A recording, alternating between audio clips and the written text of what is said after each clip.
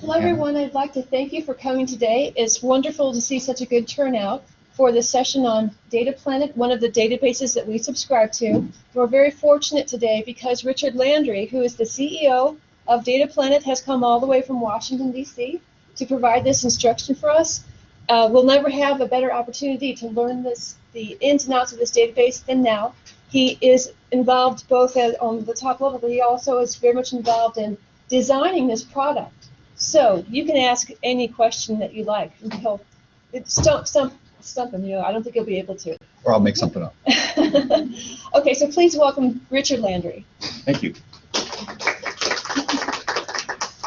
I appreciate, it's a great turnout. It's a beautiful Friday afternoon. A lot of places to be. I really appreciate you being here. As Marie said, I'm the founder of the company. My primary role in the company right now is I head up the group that manages the data. So we prioritize it, we identify it, license it, we transform and load it, and schedule the updating. And so you'll find that, first of all, how many of you have used Data Planet? Fantastic. So what you'll know about it is there's a lot of data there. The rate in which we're adding data is increasing. But I'd love to hear any comments that you have on our collection of data or anything that you use that you think would be good for us to add. Love to hear that kind of info. So we are a statistical data aggregator. I've got a short PowerPoint. I'd like to get right through that and get into the data. But before I do that, I wonder if we could go around real quickly and tell me, give me a brief idea of your area. Because there's so much data. We have almost 500 databases in the product. We might get to a dozen or two. So one, if you see one that you want to focus on specifically, I'm very informal about these. Just give me a shout, and we'll manage it. But if there's more of an influence of government documents or international, I can know how to skew the presentation. So just give me a sentence or two. I'm Jeanette Pierce, and I'm Associate Director in the library. DJ, I'm from College Education. I do collect data from teacher education assessment, and also do some enrollment data about the enrollment and retention rate that comes back. Fantastic education data. We've got a lot of the iPads data, the incoming test scores, the net cost of students. I'll do some examples of them. Really impressed. My name is Muriel. I'm a journalism and statistics student. I'm just doing some research this year. I think what you'll find interesting is, we've got a lot of statistics, but as far as journalism, the ability to look at relationships in the data, I think is particularly powerful from the journalist standpoint. I'm going very up in business economics and public policy library. Oh, great. Welcome. I'm Daniel. I'm a geography master's student, and I'm doing research on terrorism. So you use something like ArcGIS? Yeah. Okay. So we just recently put in an export to ArcGIS. So literally, you can create about 2 billion maps, any of which could be immediately sent to ArcGIS with all of the related files that allow you to overlay data in ArcGIS. Rachel Beckes, history and sociology. Hi, I'm Adriana. I'm a PhD student in political science. Okay. I work on civil conflicts and leaders. I usually work with speeches and interviews of presidents. Okay. Lots of great election data, lobbyist data, PAC contributions. Hi, sorry I'm late.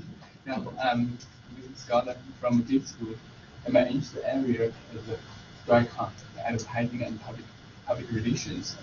Okay.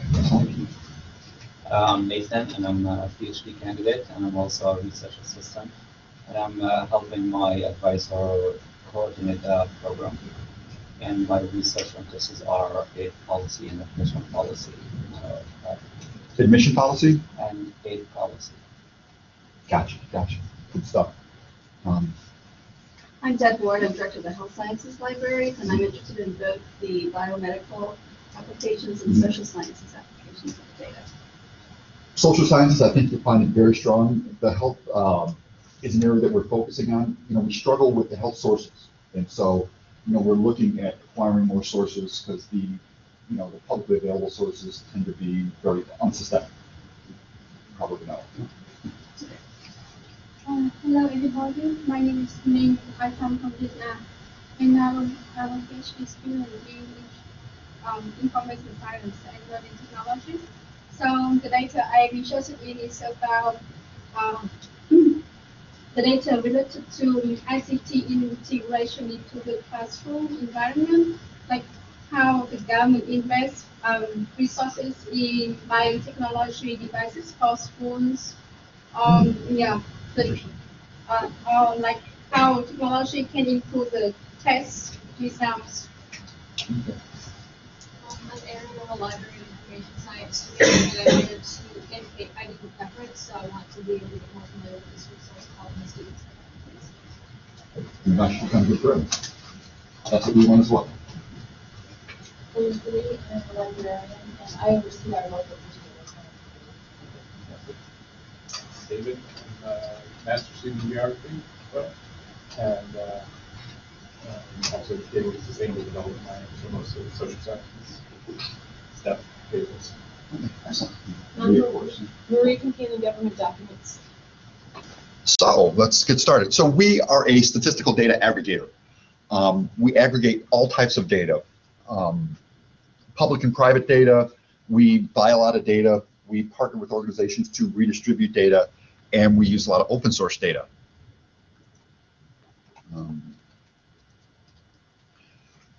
The data comes to us in all types of formats, shapes, and sizes, and I think one of the biggest advantages that we have is that we transform that data into a common structure. That gives us a couple of advantages. One, it allows us to give the same user experience across all the data. So if you're using data from National Center for Educational Statistics, National Center for Health Statistics, International Monetary Fund, it all looks and acts the same. So once you learn how to use one, you can use just about anything in the product. The other advantage is it allows us to overlay the data. So to be able to look at crime metrics versus educational versus economic and socioeconomic metrics is very easy to do, and we'll do a bunch of examples of that. We then add metadata. We have 37 fields of metadata that we apply to it that not only describe the data, but that aids us in searching. And the result is we generate almost 5 billion data sets that are viewed as trends, maps, rankings, and pie charts. The data is fully citable, it's current. Our commitment to you is to have the most recent data that the publisher has published. And that's true for probably 99% of the data. When you start to get to some of the annual data that changes from year to year, that window tends to open a little bit more. But for example, we know that oil prices updates at 4:30 in the afternoon. So about 4:45, we kick off a job that reaches out and updates our data.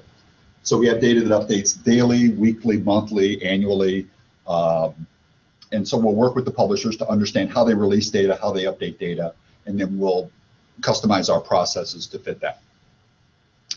You can create lots of trends and maps and rankings, and you can immediately toggle to get to the data behind the chart.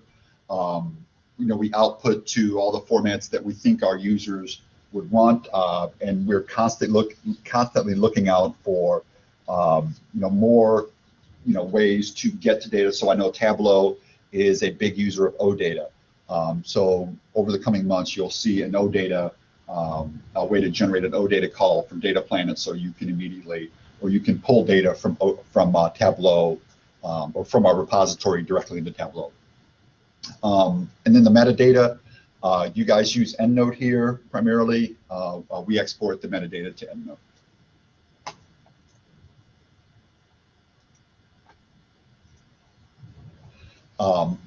We try to add about 4 databases a month. Right now, we have a relationship that we've just started with the International Monetary Fund. So we're loading a lot of their international economic data. So we cover around 75 publishers, about 450 databases, 4.9 billion data sets made up of 35 billion data points.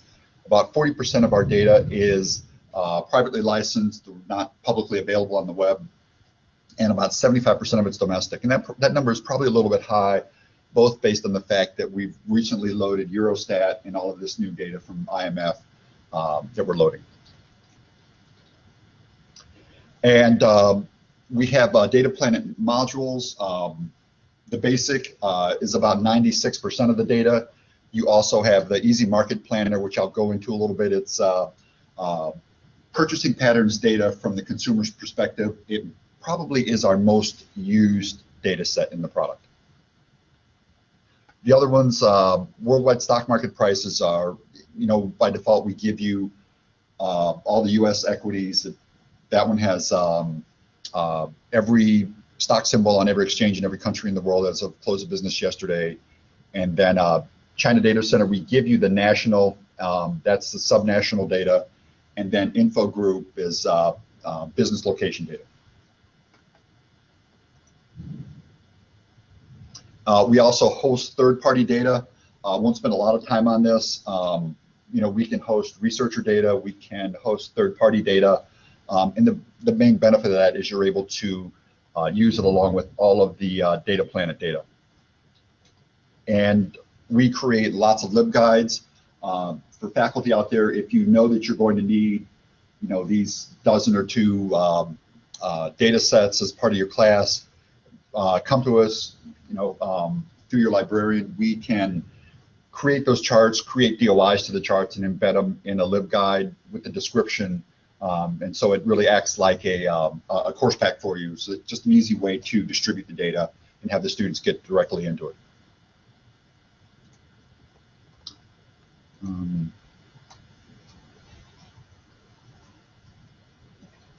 Getting ready to share our website. Yes. That's that guy right there.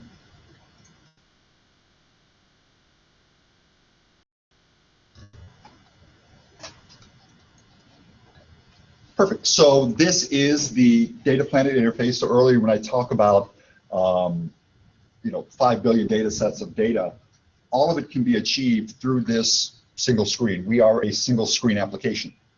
So over on the left, we have our indicator panel, and so we have some indicators that are in the news. We have key economic indicators, and a lot of folks will look at this and say, well, you're an economics database. And really, we're much broader than that.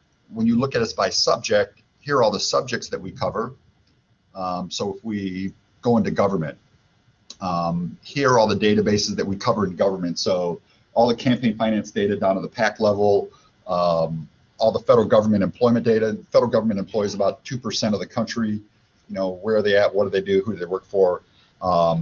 Lobbying expenditures, national debt, Social Security, state and local data, and then tons of election data. So you can see in this one category here, how broad and deep this is. A lot of this data may go down to the census tract, block group, or facility level.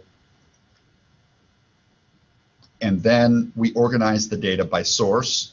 It's the same data, but organized differently. And so here are all of the publishers that we cover. And so if we look at census, for example, here are all the databases that we cover from census.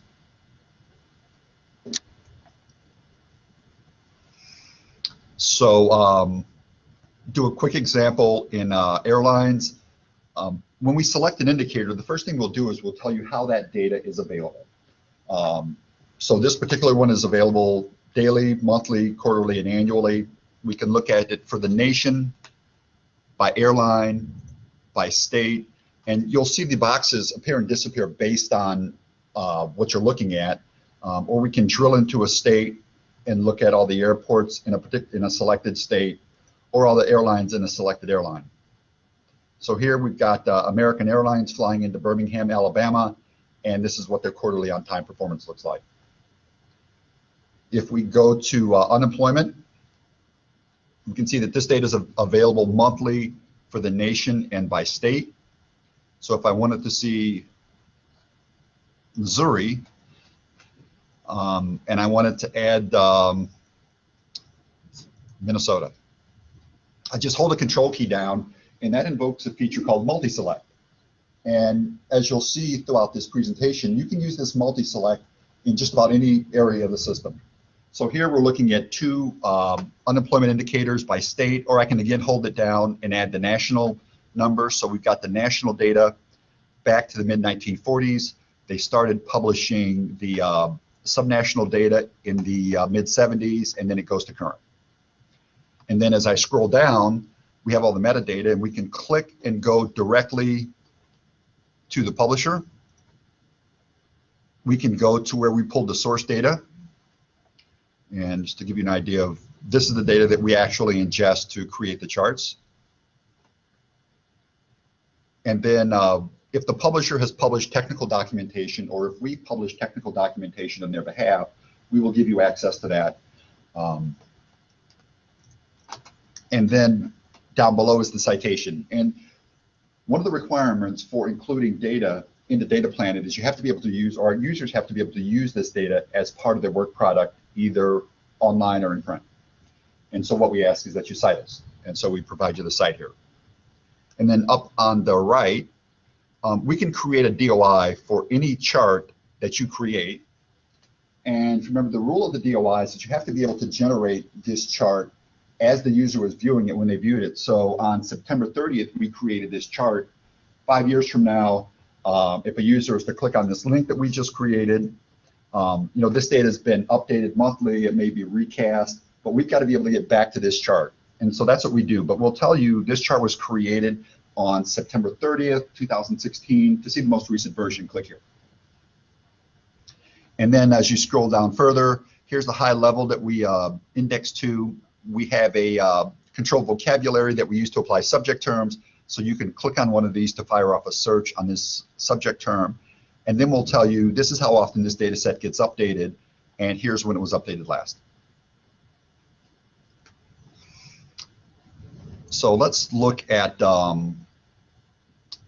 unemployment data, and to that I will add the prime rate. So here we've got monthly unemployment data from the Bureau of Labor Statistics trended against daily prime rate data from the Fed. So if you just eyeball this, you can see that there's an inverse relationship that is slightly offset. So unemployment goes up, a few months later, prime rate goes down, and that pattern has held since the 50s. Or we've got kind of a different visual that we've implemented where you can look at any indicator as it relates to control of the presidency, a House or Senate. And I can click and drag to zoom in. And so now you can look at the unemployment versus control of the presidency. Or if I look at recession bars, you can see these kind of faint gray bars where the National Bureau of Economic Research has determined that the U.S. was in a recession. And if you look historically at this chart, you can see that whether you're going from Democrat to Republican or Republican to Democrat, when there's been a change in control of the White House, there's been a recession. And the pattern has held pretty much since the 1940s.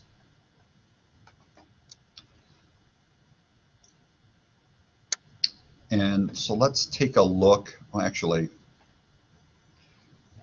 to get to the data behind any chart, you can just toggle here. And then the data can be exported into any of these formats. And we're using Blackboard, so I won't actually export it. And I will show you the calculator, but let's take a look at banking and financial. We've got banking and bank branch deposit data down to the branch. This is one of my favorite data sets. One, because it's probably our largest data set. It goes down to the lender, it covers data down to the lender by census tract. So a phenomena that you'll see in the product is the ability to look at data at a very high level, national level, or drill down to a very local level to look at tendencies. So here we'll do a ranking, and we'll look at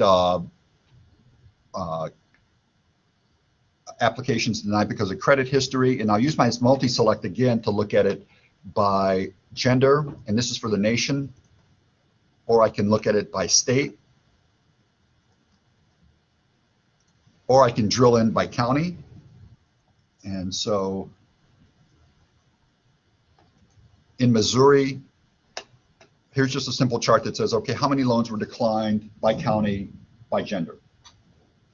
And by default, we will rank by whatever you have selected here. So here we're looking at county within state. So let's say I want to change it, and let's look at it by lender. And let's pick Boone County. So here we have all of the lenders who lend in Boone County by gender, the loans that they've declined because of credit history. So a very, very large database, but fairly easy to navigate. If I go to criminal justice and law, uniform crime reporting is without a doubt our most used data set here. We have arrest by age and gender and by race, and then crimes reported.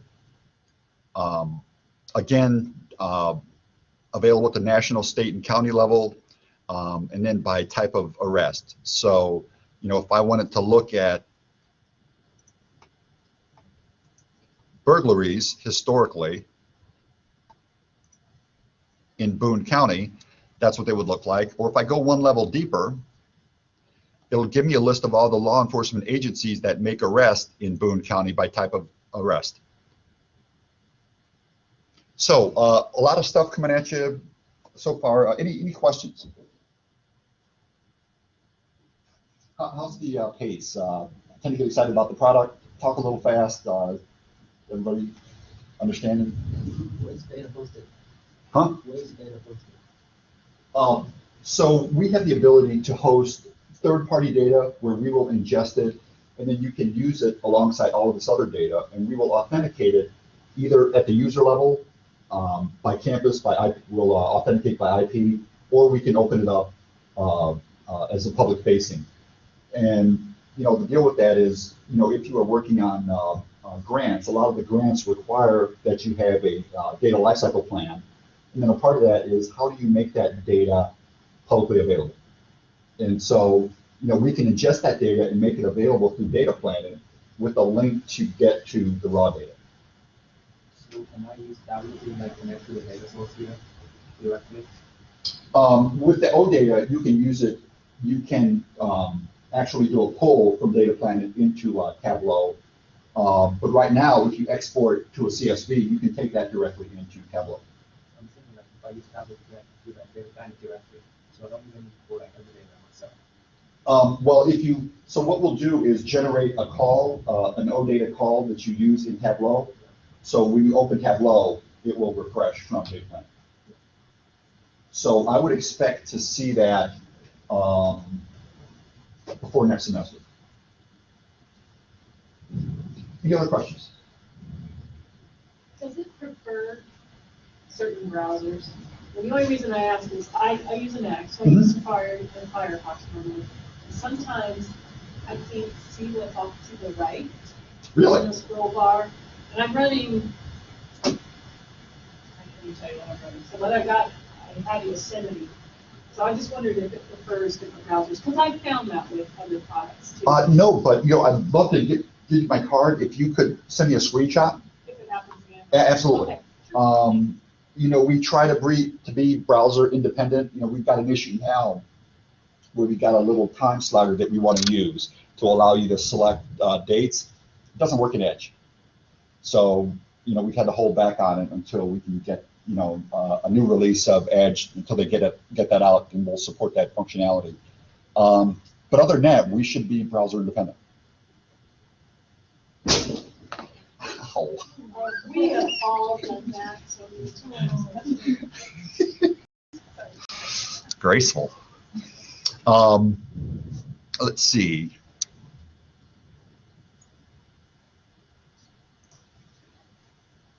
Here we're looking at commuted sentences, and if you look historically, you know, 1, 8, 4, 6, And then you've got this guy here. And what I've done is I've double-clicked on that point. And so we know that you're looking at death row commuted sentences. When you click on this point, we know that you're looking at 2003. And what we've done is gone and done a Yahoo search based on that information. And you could further narrow this. You can edit it and reissue it. But what you find here is you're clicking through these stories. Governor Ryan of Illinois, on his last day in office, he commuted everyone's sentence, which caused that huge spike. And so, you know, when you're looking at a lot of the financial data, if you're looking at stock data, you'll see these kind of wild swings.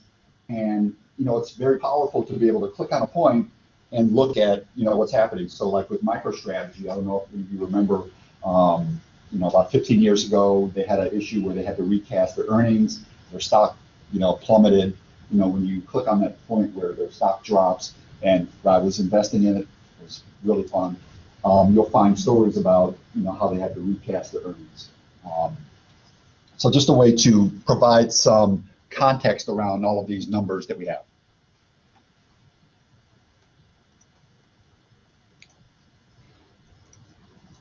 I'm going to come back to easy and spend a little more time with that. Education, really interesting stuff here. You know, we've got you know, expenses and revenue for football.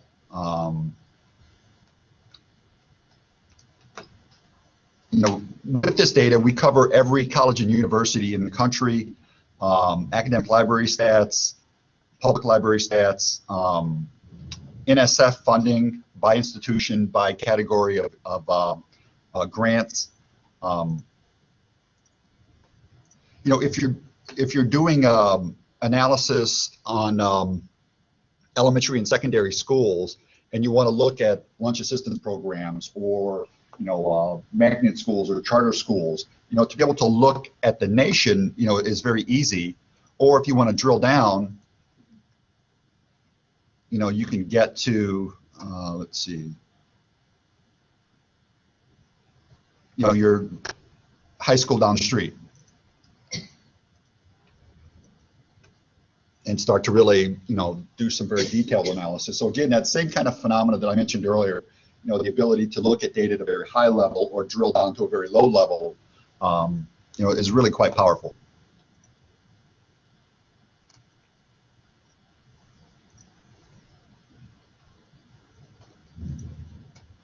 Here, when we're looking at post-secondary education, you know, how many people applied to University of Missouri Columbia versus how many were admitted versus how many of them actually enrolled. Again, just by holding the control key down, it's very easy to analyze these numbers. And in looking at this, you can see how, you know, the number of students who applied and the number of students who were admitted, you know, they fluctuate a bit, but the number of students who actually enroll is fairly steady. If we want to look at completions, again, we can look at completions by university, by type of degree, by gender, race, and ethnicity, and degree number. Again, if I wanted to rank this, or I wanted to change and look at it by field of study.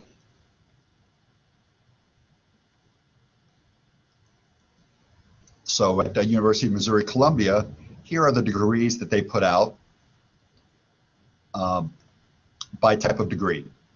And one thing to know about this education data, NCES is kind of strange about this. It says 2014, that's the 2014-2015 school year. And so if you go to the National Center for Educational Statistics website, they label this as 2015 data, even though internally in the data, the actual data element says 2014. And I can't tell you how many calls we get from folks saying, you know, the 2015 has been out for a while, why don't you have it? It is the 2014-2015 school year. The 2015-2016 school year data is typically out by now, but it's still preliminary as of a couple of days ago. We don't load preliminary data, so when it turns to final, you'll see it, you know, within a couple of days.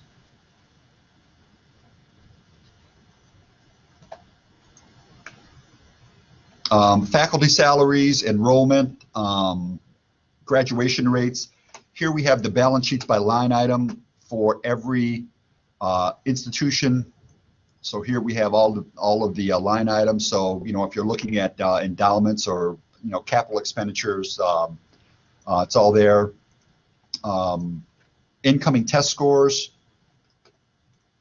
And let's look at it for all the institutions in the state. And here we'll have the 75 and 25 percentile by school, or we can do it for all the schools in the country. And somebody had mentioned student aid. This is an interesting one, the post-secondary student aid study, which really has a very complete financial picture of the university from the student's perspective. So let's say if I wanted to look at, you know, the average net price,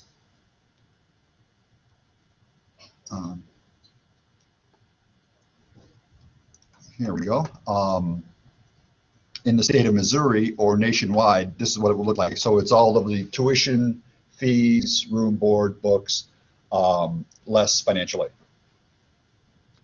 But, you know, as you scroll through this, you know, you're looking at in-state versus out-of-state, household income levels, you know, really an enormous amount of data. The jump into government politics. Here we have individual contribution over $250, the 529 spending for or against a candidate, or soft money contribution. So let's say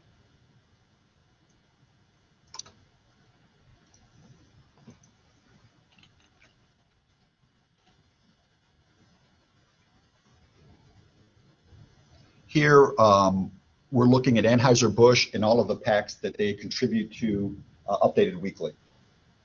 And with big companies like this, you'll see that they straddle the fence pretty well. Any questions on anything that you've seen so far? Is there anywhere you would like me to spend more time or less time? I wonder if we have access to this actually. Absolutely. We do? That's why I'm here. Okay, so I've never used it, but I wonder if I could, because I have just started a research in Folder World, because also you mentioned a bit of NCES. Yeah. Do we also have access to that? Yes, you've got everything I'm showing you today, you have access to. Through the library website? In the databases list, do you know how to find our databases? You go to our library homepage and looking for a database, then just choose D for Data Planet, they're alphabetical. Okay. Okay. Do you want me to demo? Somebody else want to demo how to do that? Yes? Okay. Actually, would you mind doing that at the end? Because there's the Blackboard thing, I don't want to Absolutely. confuse me. That's fine. You know, Department of Defense, lots of interesting stuff there. This one here, troops deployed by country, you know, by a military branch, defense budget. Let's see, I'm going to start to move kind of quickly through these. Here is the federal government employee detail analysis. So, you know, if I want to see a trend of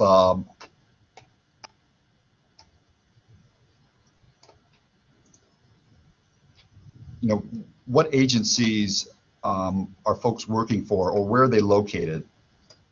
So in Missouri, how many people work for the Air Force?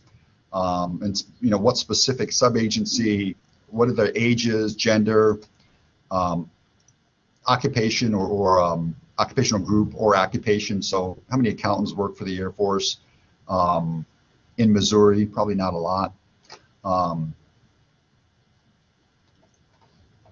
know, national debt back to the 1700s. And this brings up an interesting point. You know, we'll take the data as far back as it supports. So here, this data goes back to the 1700s. We just loaded weather data, which has the output of every weather collector in the world back to the late 1800s with daily data.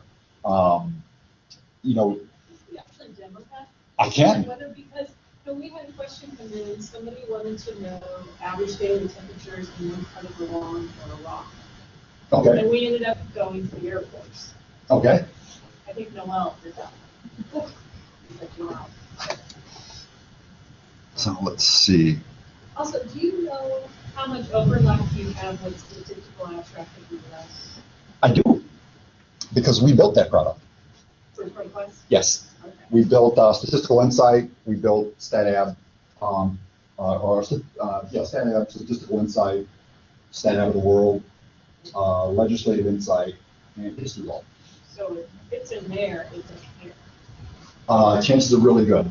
But the difference between StatAb and even Statistical Insight or Statista, which I think Statista does a great job. It's a very different product from our product. And I kind of put those three together because they work on very high level data. Statistical Insight, they take published data.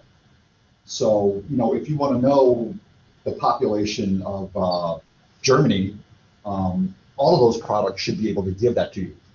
Well, actually, StatAb of the U.S. probably doesn't, but if you want to know, the population of Missouri, all those products should be able to give that to you. But if you want to know how many African American males between the age of 20 and 24 there are in Boone County, when you want to get down to that level, it's too much data to publish. So a source like Insight or StatAb would not have that kind of data. You fill your shelves up trying to cover that. So really the difference in the products kind of manifest themselves from that. So at a very high level, you would find a lot of the data in StatAb of the US in Data Planet. But the difference is we'd be able to go down, to the census tract, to the block group, by all the different variables.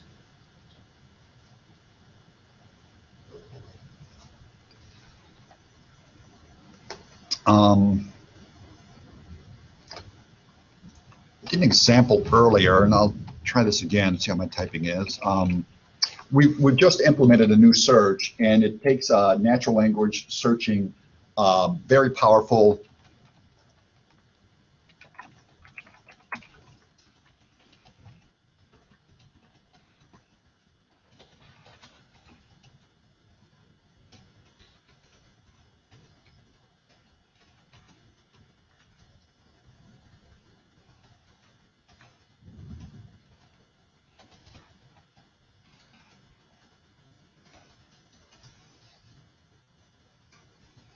So a really, really detailed search.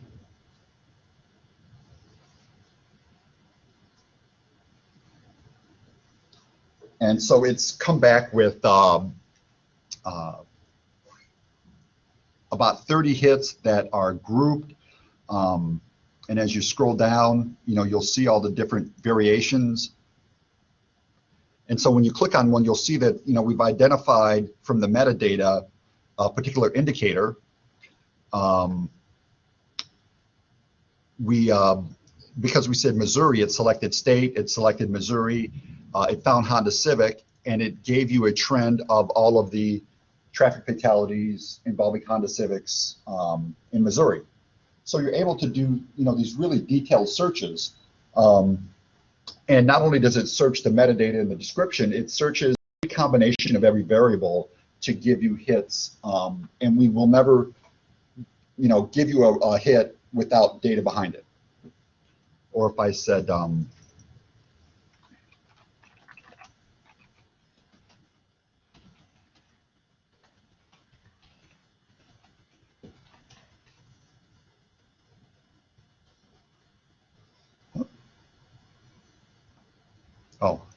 that's not good.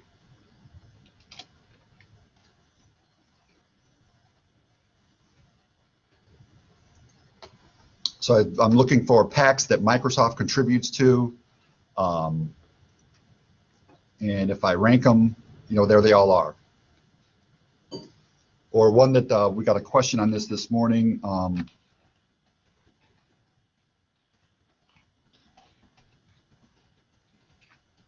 What country produces the most cotton?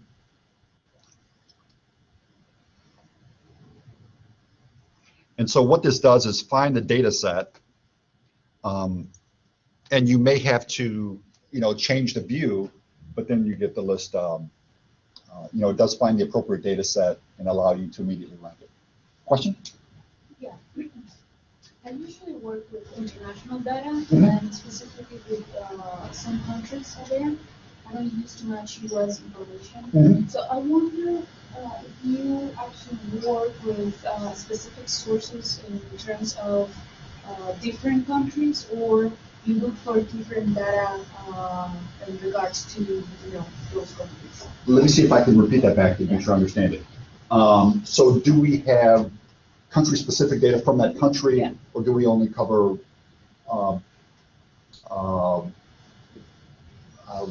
what's the word? Well, it's more than US based. So we have a lot of international sources. We have a lot of data from the International Monetary Fund, from the World Bank, from the UN, from OECD. But as far as country-specific data from that country, China would be the only one. Something like OECD, not OECD, but Eurostat, they will cover very detailed geographic metrics in a country.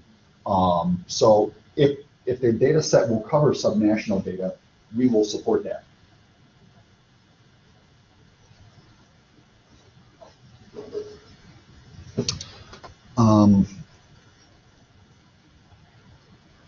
Let me come back and do a quick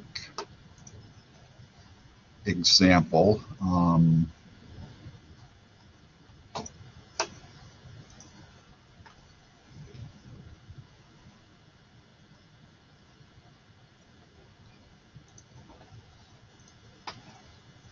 So here we've got a ranking by state of automobile thefts. And, California, there's a lot of people that live in California, so this is a little bit skewed. So let's take a look at registered vehicles. And again, I'll hold my control key down and I'll add to it the number of cars registered. So if I show this data, I've got two data sets. I've got the number of automobiles reported from FBI and the number of automobiles registered from DOT. Then I can use this little calculator here to calculate a ratio. So number of cars reported stolen divided by number of cars registered, and looking at the magnitude of those, we'll do it per 1,000 cars registered.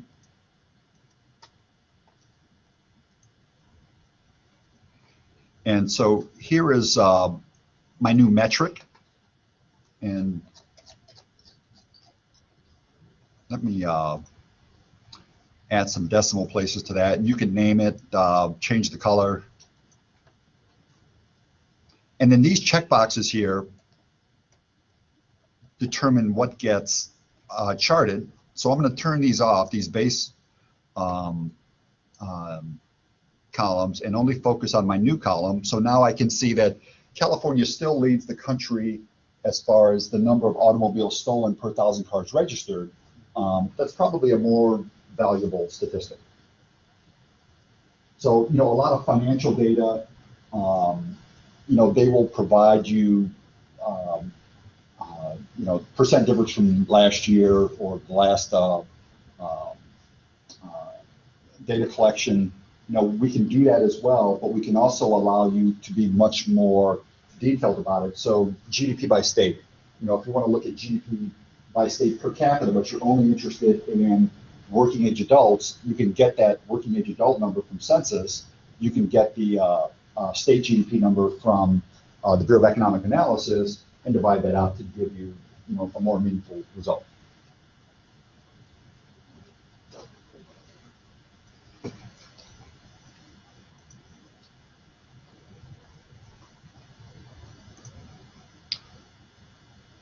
Let's go into international. So again, as part of our basic, we give you all of the China data center at the national level.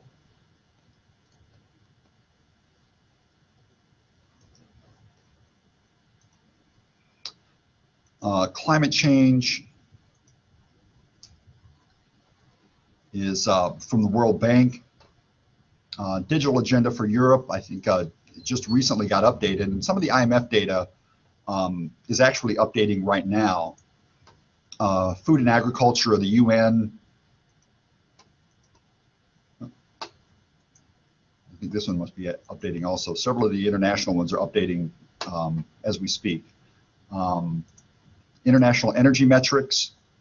You know, what you're doing here is selecting a subject area, and then here we'll show you all of the data that's available for that. So let's see, if you're looking at renewables generation, you know, here it is by country for all of these different types of renewable variables.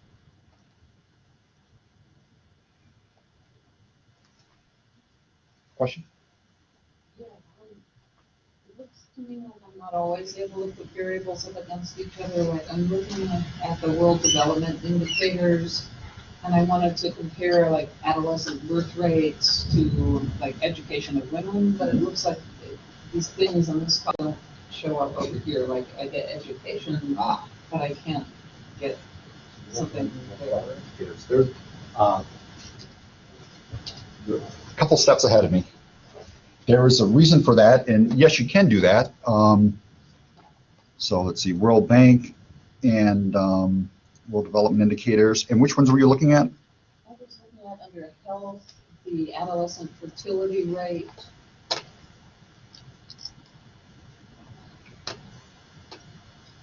So what you do is, again, you hold your control key down, and let's add education. So the data has to be available at the same time, but now what you'll notice is you've got all of the health and education metrics here. And so you can compare any of them by holding your control key down again.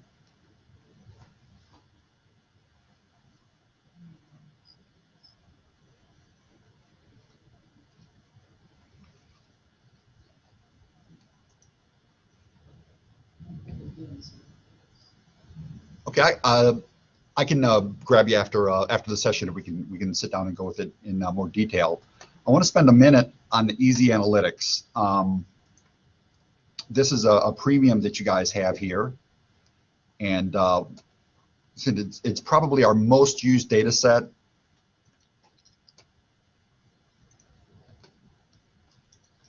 So here, if I'm looking at automobiles, you know, how much do households spend on automobiles? You know, how do they maintain them? What brands? So, you know, if I'm going to look at, let's see, Missouri by zip code.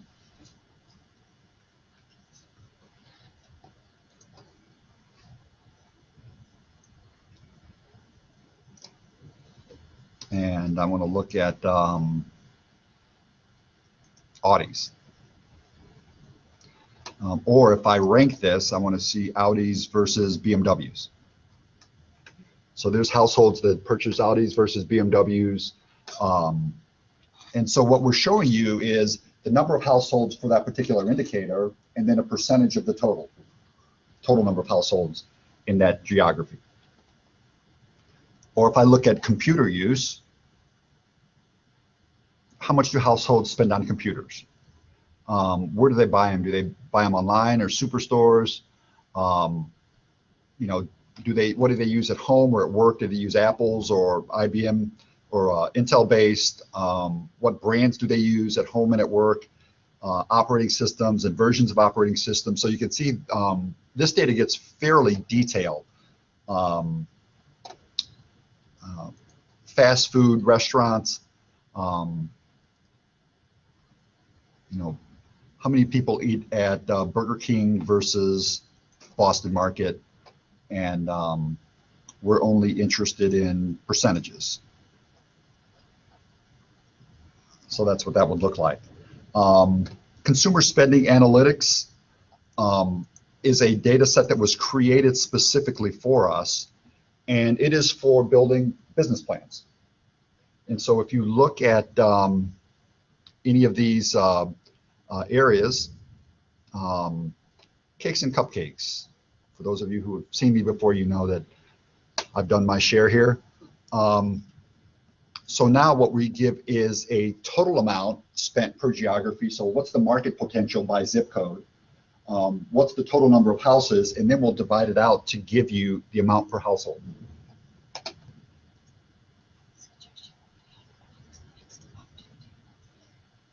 Okay. And so as we scroll over here, I can see that broken out by household, typically Missouri is spending $35 to $45 a household in cakes and cupcakes. But then I can further break it down by age group, by household income, and race and ethnicity, and household type.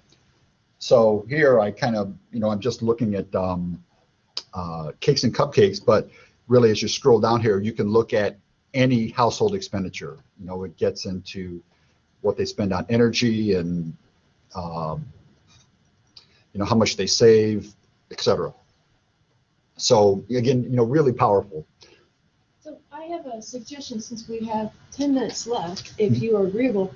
Some of you have been watching very intently, but haven't had the chance to try a search in your own area. Would you like to use this opportunity to try a search while he's here? See if you can get through it. If you have hit a glitch, then he's here that you can ask him. Would you like to give that a try? Sure.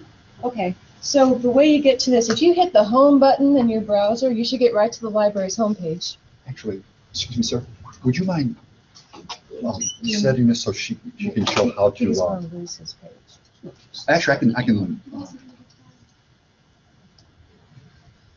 Okay. Yeah. Did you guys catch that? So you hit the home button. You're on the library homepage, which looks like this. Then you go under looking for a database. That's the way I do it. And then you can go to D. This is our list of all of our databases, and you'll find Data Planet in this list. Data Planet Statistical Datasets. All right, and then you're in. So I know that you all have different topics. Why don't you just try something out? Or maybe you saw him do a demonstration of something that intrigued you. See if you can replicate that. Great idea.